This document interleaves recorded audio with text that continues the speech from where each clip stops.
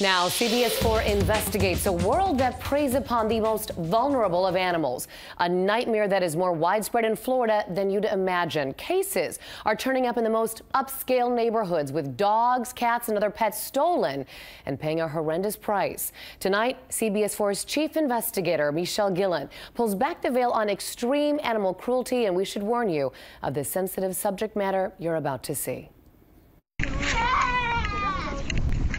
It sounds like the screams of a baby, and it is a baby goat.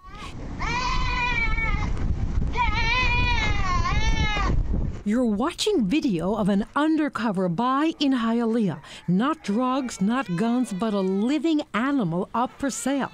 In this case, sold to a man who claimed he wanted it to kill in a ritual. But the story of this terrified goat and the man who rescued him. It's okay, baby. It's okay. Opens the window into a world across Florida of extreme animal cruelty and torture. They are killing all of the animals with sledgehammers, axes, knives. They're stabbing them to death. In the world of animal rights and rescue, Richard Couto is considered a renegade, spending days, sometimes weeks, infiltrating and living undercover on ranches and farms, scouring railroad tracks to back alleys to provide authorities with proof of what he says is happening to animals in Florida. When you think of animal cruelty and the state of Florida, what comes to mind? The state of Florida is by far the extreme animal abuse capital of the United States. Horrible, horrible things go on in this state that most of the public is unaware of. Hey! How would you rate where Florida stands today concerning animal abuse and cruelty? Number one in the nation, absolutely. And it's ironic because we have the strongest animal protection laws in the nation, but they're not enforced. From the kidnapping and torture of pets, from dogs to horses, to the live butchering of animals for food or sacrifice, Jeanette Jordan, president of the South Florida Society for the Prevention of Cruelty to Animals, says the state should be ashamed. We're talking horrendous slaughter of illegally slaughtering animals, not just horses, but pigs and sheep and goats. Inroads in the fight are being made, according to Jordan, because of Couto and his aggressive campaign forcing bad guys out of the shadows.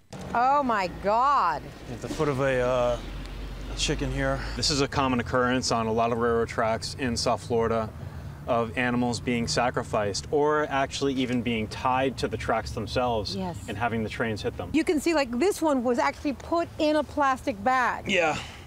Yep, absolutely. Couto began as a volunteer with the SPCA 4 years ago when he and a team came upon this starved horse. He was actually tied to the slaughter tree, to the kill tree that they had set up. Couto adopted him, brought him back to health.